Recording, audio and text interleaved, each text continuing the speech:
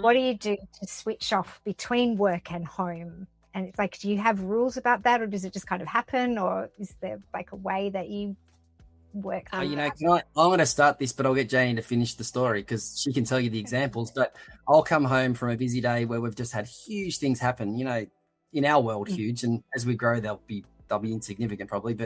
And then she'll say, oh, by the way, we've got a surprise party for your mum that have organised and we're going to XYZ. Or, oh, by the way, that's right, we've got Lucy's kindy moon where we go away as a family, just the three of us for a night, and we spend time with just her.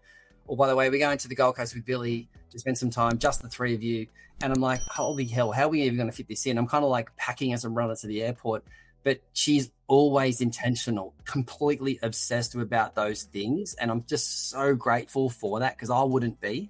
But, I mean, that's one thing she does. I just want to edify that. It's because it's incredible the way you feel after that as well. As busy as our life is, we prioritize those things over almost everything, don't we? Almost, yeah. Yeah. And I mean, sometimes I feel like I wish I had a really clever, like organized professional answer to that question that said, oh, I do like this 5-step dance when I walk in the door so that I can differentiate, but I just don't. It's not in reality. It's just not like it's a bit of a mess. Like if we have to be truthful about it and that's okay because we are willing to be out of balance to achieve the things that we want to achieve. But when you are out of balance, you do have to like prioritize the big rocks. And sometimes that's really difficult because different people have different priorities. Like sometimes, like we've had like a really, really intense, like 18 months, 2 years, and we know that. And sometimes I'm like, I feel like I live in a sewer. Like, why does my house look like this? Like, what? And for me, that's troubling. Like it's like a mental load.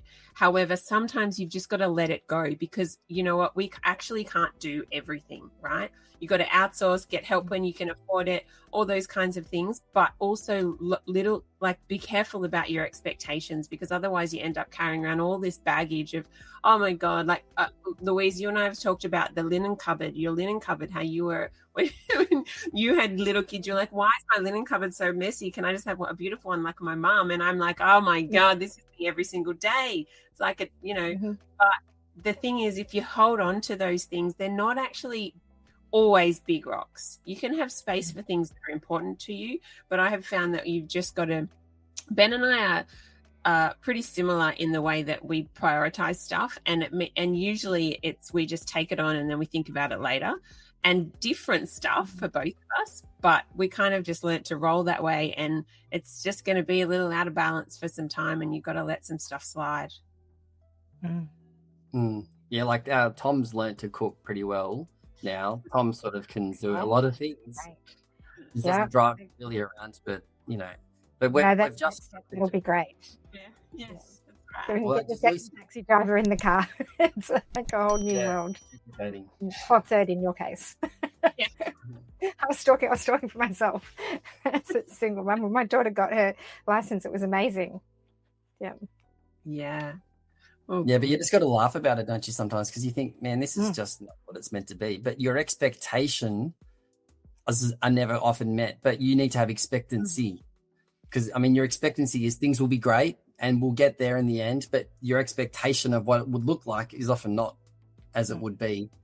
And the whole putting it in your back pocket thing, I've learned a lot from watching Janie do that as well about something at that point. That it's not necessary to even have a discussion about it. Sleep on it, see how you feel the next day, but because your words can be pretty damaging sometimes. That sticks and stones can break your bones line. That's all bull BS, isn't it? Because words can hurt you a lot more than sticks and stones, I reckon. Yes, you get to be mindful.